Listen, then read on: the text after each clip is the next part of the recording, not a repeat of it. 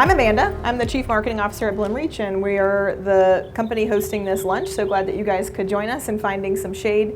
I'm joined by Christy Augustine, who's our Chief Operating Officer at Bloomreach, and Vicki Bonmerva, who is on our board of directors. And I'm so excited to be here. I'm very nervous. Bloomreach, if you don't know, is we are a company that actually helps you deliver experiences in e-commerce across marketing, automation, product search, and content. So basically, when you're trying to deliver a really cool digital experience, we give you all the tools to do that. And a big part of our mission is empowering the marketers, the merchandisers, the e-commerce professionals, kind of sort of the finance teams, but I'll talk to you guys later, and making sure that you're able to stand out from the crowd in what you are doing in your organizations and that you're building great relationships with your customers. And so I'm joined today by Vicki and Christy because that is exactly their expertise as well. Vicki has worked at companies like Apple and consulted with companies like Lululemon and led huge transformations and marketing teams and business units. So she has a ton of knowledge in the space. And Christy started actually as a developer and moved up into the ranks. She worked for Bain Consulting and several other notable companies before coming and being a huge part of the leadership team at Bloomreach.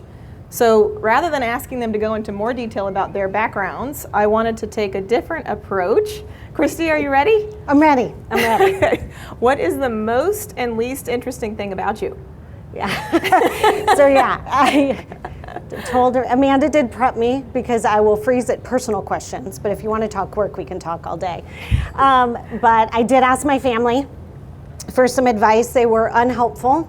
It's like a laundry list of least interesting and very few most interesting. So we went with most interesting is I can code in 6 different languages and have coded for work in 6 different languages. I can only speak 1. Sadly, so I can write in a computer many, but I can only speak in 1. And the least interesting was that I spent a week as a Walmart greeter in my career. So there's some most interesting stories as part of that, but it wasn't a very interesting job. Did you take the midnight shift? No, but I did stop a shoplifter. Now it became the most interesting. Yeah. And Vicki? So I would say most interesting, I have a couple, but I'm going to pick one, which ties to the many founders that I've already met this morning who are so impressive. I am 7th generation California resident. My family from both sides came across the prairies in covered wagons looking for gold. Neither side found gold, but they both started businesses, and that's really, I think, in a strange way, what got me into retail and e-commerce is my grandfather started a number of small furniture stores, and he did his own little catalog. And as a small child, I had the little pamphlet order sheets, and I had my adding machine, and I would play like it was my store. And I think that I knew somewhere that was going to lead me. Bigger numbers, bigger brands, but I started very, very early, which might also be thought as least interesting. And least interesting, I also was a Walmart greeter. Actually, all things come full circle. Christy and I worked together 20 years ago and happened back into each other here at Bloomreach. So interesting, but I was a Walmart greeter. You gotta love the blue vest, but you get to be very close to customers in the vest. Yeah, so those are some great conversation starters when we get to network together a little bit later. But the topic of women in retail and commerce and empowering each other, it seems potentially a little bit stale, if I can be so bold to say that. It feels like we've been talking about it for a really long time, and obviously there are hundreds of women coming to this event, and we're all obviously leaders as females, and so why is this a topic that we have today? So this morning getting ready, I was going to wear a dress. And then I started really overthinking it because it went to my knees, and I was like, when I sit down, my legs are gonna look gross, my thought, like we overthink it and overplay it, and then that also happens in the boardroom. Vicki is a board member, trust me, I get super nervous in front of her. And we overthink it, we kind of judge each other. There's a little bit of an expectation that we're looking at the shoes, the hair, the clothes, the outfits, and there's an insecurity about what are the women around me gonna think when I show up? Am I gonna be presented in the best light? And so there's this kind of community that we still are struggling to build, of banding together and supporting and uplifting each other, but then also having an expectation of the other leaders inside of our companies that they understand and empathize and support not even just women's issues, but issues of diversity and issues of, you know, people who don't look and sound and act and talk like them, making sure that everybody has a voice. So one of the pieces of research that I refer back to regularly talks about how, yes, we have changed, and Vicki and I were talking about this today. In 1998, there was one Fortune 500 CEO, now 10% of them are female. But if we continue at this current pace, it's going to take us 135 years to reach parity, which just feels absolutely ridiculous. So what can we do, those of us who've already kind of gotten into these leadership levels, to help expedite this for women in all groups who are underrepresented? That's why we are talking about this today. And we have these great ladies, and then we'll also be asking you guys some questions, but would also love to hear your experiences as well. So don't get too shy. Keep drinking, because you'll be more willing to answer the more you have. So Christy, you started as a developer, which is a double whammy for being the only woman. What was that like? What was that experience like for you, and how did you get into the C-suite? Yeah, so I actually went to an all-women's college. So I spent 4 years studying math and computer science only with women, which I think was a huge advantage in some ways, because I didn't go to school wondering, should I do this? Everyone I looked at looked like me in my class. My teachers looked like me. Certainly, though, when I took my first job at Hewlett-Packard as a developer, I very much remember the first week going to the cafeteria and being like, okay, so we just went from all to none. And it feels very, very, very different. And you feel very out of place and start to wonder, what am I doing here? I would say that one advantage certainly in software engineering is there is, particularly at the lower levels, very much a meritocracy approach, right? You write your code, you compile it, you submit it, and if it works, you did a good job. And no one really sees who you are. And I think those early experiences in an all-women's environment, in a meritocracy kind of based job, helped a lot as you go up the ranks. And as you get to, I think, more senior in your career is where you start to get more questions, more imposter syndrome. Do I really belong here? So making sure that earlier I had the foundation for not questioning and having those people who could support me mattered a ton. Not that I didn't go through imposter or still do, but having that base support system, I think that conferences like this help develop, which is really helpful. Yeah, fantastic. And Vicki, you, at least my understanding of Apple was that it's very infamously male, very male-driven and male hierarchy, and you just excelled there. Talk to us about what that experience was like.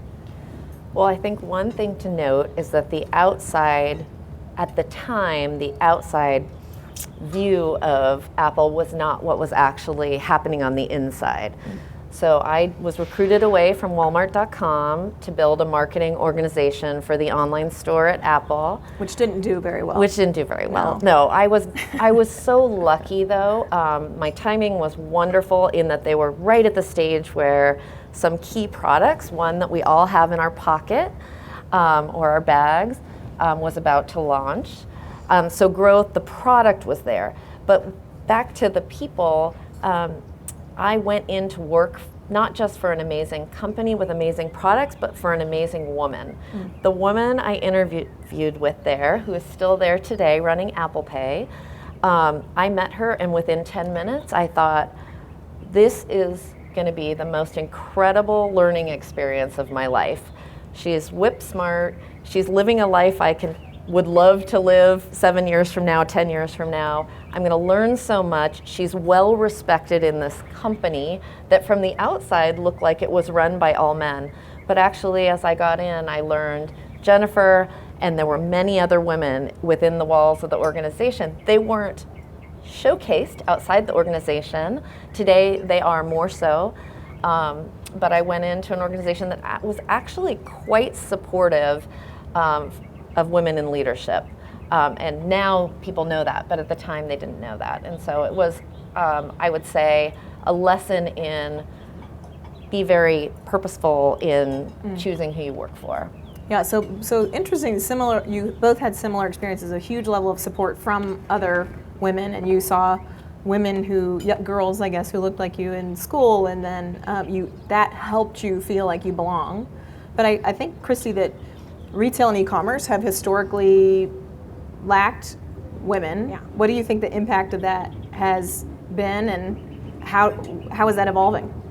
Yeah, I mean, definitely, I think one of the hardest things about women in e-commerce, in retail, personally, is the hours, since retail can be such a evening, weekend experience. Certainly when we were at Walmart, mandatory Saturdays. I don't know if it's still a thing. It certainly was a thing even in e-commerce. And it means you don't have very much time. I mean, as you all are, I'm sure, well aware, you don't have very much time for the family at the times when you would expect to have time for the family. And so the way in the 10, 20 years ago, I think a lot of people dropping out, it was just a very hard thing to keep up with those hours. Now I would say the biggest advantage we have post-COVID is the work from anywhere.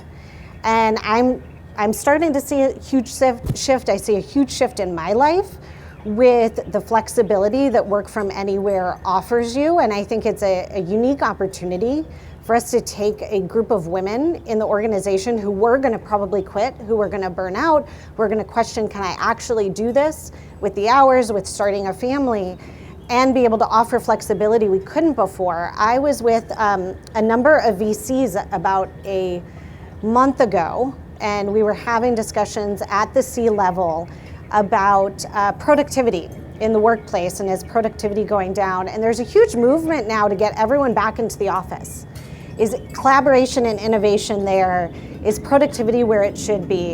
And one of my concerns with that conversation is that we're going back to the world that we were in, which actually discouraged women from advancing. And so I think it's really important that we bridge the gap. It's one of the things I'm most proud of Bloomreach, is I feel like we've taken the approach of meeting all of our employees where they're at, where they need to be. We have offices, they're collaboration hubs. We have offsites, we all get together. We fly places, we get together to have that collaboration time, that innovation time. But still, if you want to work from home, you can work from home. As much as you need to, as much as you want to. You don't need to go into the office, and we're not mandating. You need to be in 3 days a week, you need to be in 4 days a week, mandating Saturday time. And so I think that that's going to give us a huge advantage with women, at least in our business. Yeah. And it's something I encourage everybody to think about as the conversations come up with this kind of, you have to come back to the office, is what is that going to do to your future female leaders, and what pressure is that going to put on them that maybe isn't needed? The only thing you're upset about related to not having an office is no candy rooms. Right. That's what we talked about that's earlier. what we talked about earlier. You want the I candy really did rooms. like the free candy. Yeah. Yeah. And Vicki, I will not be upset if you want to block the Bloomreach logo and move in from the sun. Moving in. We're going to be in each other's laps. And I can by also the end of switch this. with you. Nope, if I'm good. You're way more important than I am. So, Not true. Vicki, back to, you were talking earlier about your mentorship at Apple and the collaboration of women. So how important is it? So this group represents a group of successful women who've made it into the ranks that can be very difficult. What would you encourage us to do to help bring up the next generation of women? So I think there are a number of things. Certainly there are a number of things on the policy side. So at your companies, I would say mission, vision, values, and policies, making sure that you're really thoughtful about how you're supporting your full workplace and the makeup of the employee base that you want to have, whether that's where people work, whether that's parental leave policies, whether that is goals specifically around diversity and inclusion, all of these things, right? I think that's really important. We're making progress, but I think at the company level and at the leadership level, it's really critical that that's a focus area if you want to see a difference. Mm-hmm. I would also say specifically around making sure that women have the skills and that your diverse workforce have the skills you need to rise. So make sure that you are not pushing decisions down, pushing projects down, but that you're letting those folks with diverse viewpoints and creative ideas blossom by bringing forward whether they're answers, projects, programs, new businesses, whatever they may be. I saw this at Lululemon.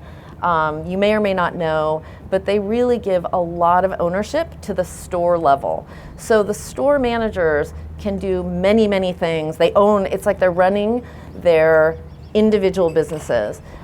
There's a lot of power in that, and a lot of phenomenal ideas come up from the customers through those management teams to corporate office, and the corporate office is almost there to support those entrepreneurs, which is phenomenal.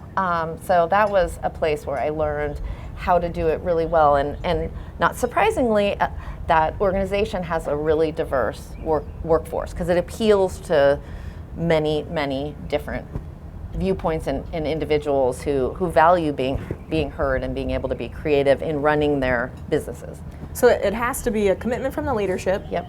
And really be intentional about making a place for voices from everywhere to speak. Yes.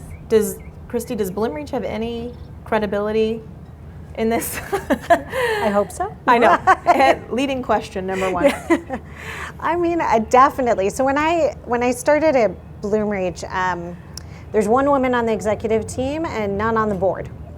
And when I joined the executive team, at the time, I ended up being the only one at the time, and again, there were none on the board. Now we have 3 women on the executive team, and we have multiple women on the board.